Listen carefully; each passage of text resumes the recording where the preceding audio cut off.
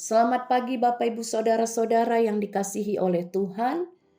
Senang sekali saya bisa menjumpai kita lagi pagi hari ini untuk bersekutu bersama-sama mendengarkan firman Tuhan. Karena itu Bapak Ibu Saudara-saudara, mari terlebih dahulu kita berdoa sebelum kita mendengarkan firman Tuhan. Bapa di surga, terima kasih Tuhan kalau kami pada pagi hari ini masih dapat bersekutu kembali bersama-sama. Tuhan memberikan nafas kehidupan lagi kepada kami hari ini di dalam udara yang segar, pagi yang cerah, sehingga kami dapat bersekutu bersama untuk mendengarkan firman-Mu. Karena itu Tuhan Yesus, kami berdoa, biarlah firman Tuhan boleh menjadi rema bagi kami, dan Roh Kudus Tuhanlah yang memimpin hati dan pikiran kami. Terima kasih Bapa. Terpuji nama Allah Bapa di dalam Kristus Yesus Tuhan kami. Amin. Bapak Ibu Saudara-saudara, firman Tuhan yang akan kita dengar pada hari ini diambil dari kitab Yesaya 42 ayat 1. Demikian dikatakan oleh firman Tuhan. Lihat itu hambaku yang kupegang, orang pilihanku yang kepadanya aku berkenan. Aku telah menaruh rohku ke atasnya, supaya ia menyatakan hukum kepada bangsa-bangsa. Demikian firman Tuhan. Bapak Ibu Saudara-saudara, nubuat tentang Kristus datang ke tengah-tengah dunia ini, kedatangan Mesias telah dinubuatkan oleh para nabi. Dan salah satunya adalah Nabi Yesaya yang bernubuat ribuan tahun sebelum kedatangan Kristus bahwa Mesias akan datang ke tengah-tengah dunia. Dan nas kita inilah salah satu yang dikatakan oleh Nabi Yesaya atau nubuatan Nabi Yesaya. Di sini jelas dikatakan, hamba yang kupegang, dan aku menaruh rohku ke atasnya, dan ia menyatakan hukum kepada bangsa-bangsa. Ya, kedatangan Mesias ke tengah-tengah dunia ini adalah bukti karya keselamatan Allah, dan supaya kedatangan Mesias menyatakan kepada seluruh bangsa-bangsa bahwa hukum Tuhan Allah akan turun kepada bangsa-bangsa yang memberontak kepadanya. Lebih jelas lagi di dalam kitab Yesaya 9, di sana dikatakan 9 ayat 5, di sana dikatakan, sebab seorang anak telah lahir untuk kita, seorang putra telah diberikan untuk kita. Lambang pemerintahan ada di atas bahunya, dan namanya disebutkan orang penasihat ajaib, Allah yang perkasa, Bapa yang kekal, Raja damai. Nah, luar biasa kan Bapak Ibu Saudara-saudara, bahwa Tuhan Allah telah merancangkan jauh sebelum kedatangan Kristus keselamatan bagi manusia. Bukan hanya kepada kita, pada zaman lampau juga. Karena apa? Pemberontakan itu telah dimulai oleh bangsa Israel, bangsa umat pilihan Allah, yang telah dituntun keluar dari tanah Mesir menuju tanah Kanaan, yang di mana seharusnya mereka hidup dalam bersyukur kepada Tuhan Allah, menyatakan kemuliaannya, menyatakan kebaikannya, tetapi justru menyembah dewa-dewa dan Baal, membuat bukit-bukit di Kanaan menjadi bukit-bukit petenungan, sihir, untuk menyembah Baal. Karena itu Tuhan Allah murka kepada mereka, dan masuklah bangsa itu kepada pembuangan di Babel. Dan kepada mereka juga telah dinyatakan, dinubuatkan Nabi Yesaya, bahwa mereka bangsa yang hidup di dalam kegelapan pasti akan melihat terang. Suatu saat mereka akan melihat karya keselamatan Allah itu. Dikatakan Yesaya 9 ayat 1, bangsa yang berjalan di dalam kegelapan telah melihat terang yang besar. Mereka yang diam di negeri kekelaman, atasnya terang telah bersinar. Jadi Tuhan Allah telah merancangkan keselamatan kepada seluruh bangsa termasuk bangsa Israel.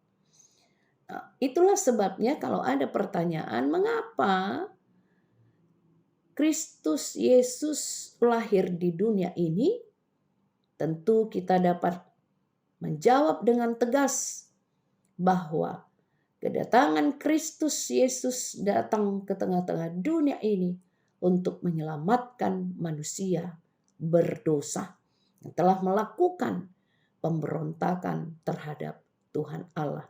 Itu sebabnya Allah Bapa merelakan anaknya yang tunggal menderita di dalam dunia ya.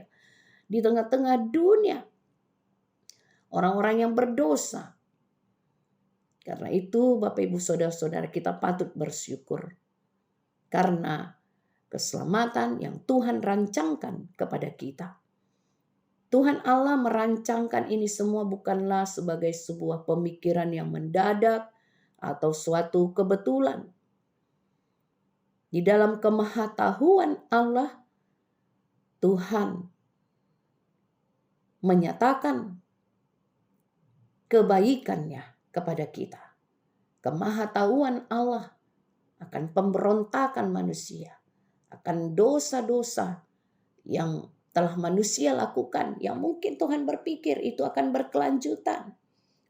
Padahal Tuhan tidak menginginkan kematian orang fasik, kematian ciptaannya dalam dosa. Karena itulah Yesus lahir di tengah-tengah dunia. Karena manusia hidup di dalam kegelapan dan butuh keselamatan. Hidup manusia bagaikan terjebak lumpur hisop yang terus menyedot manusia ke dalam kegelapan. Karena itulah Yesus Kristus perlu datang ke dunia untuk menarik tangan orang-orang yang terhisap lumpur keberdosaan supaya diselamatkan dan memperoleh hidup yang kekal. Bangsa yang berjalan dalam kegelapan akan melihat terang, dan terang itulah yang akan menuntun orang-orang berdosa menjadi umat Allah. Yesus Kristus yang lahir di dunia adalah Tuhan dan bukan manusia. Dia adalah penasihat ajaib, Allah yang perkasa, Bapa yang kekal, dan Raja damai. Itulah sebutan-sebutan yang diberikan kepada Tuhan Yesus, Immanuel juga. Roti hidup, air hidup. Dan banyak sekali yang menyatakan bahwa Kristus memberikan kehidupan, keselamatan, keajaiban bagi kehidupan manusia.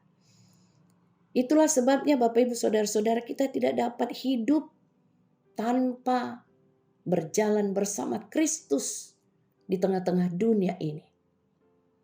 Karena untuk itulah Tuhan Yesus datang ke dunia ini agar kita selamat. Maka berjalan bersama Kristus setiap hari dalam kehidupan kita akan memberikan kita keselamatan. Ada sebuah lagu yang di dalam syairnya dikatakan demikian. Dang alani hagogo oki boyau mardalan di ngolukon. Dalam bahasa Indonesianya, bukan karena kekuatanku ku dapat jalani hidupku. Jadi Bapak Ibu Saudara-saudara, bukan karena kekuatan kita dapat berjalan di dalam kehidupan ini. Tetapi karena Tuhan, karena Yesus Kristus ada dan kita mampu menjalani kehidupan kita. Maka kita sungguh bersyukur. Kristus turun ke dunia ini karena supaya kita sungguh percaya kepada Allah Bapa di dalam iman kepada Kristus. Sehingga kita tahu mana yang benar-benar dapat kita lakukan dalam hidup ini. Dan kekuatan itu kita peroleh dan pertolongan itu kita peroleh daripada Yesus Kristus.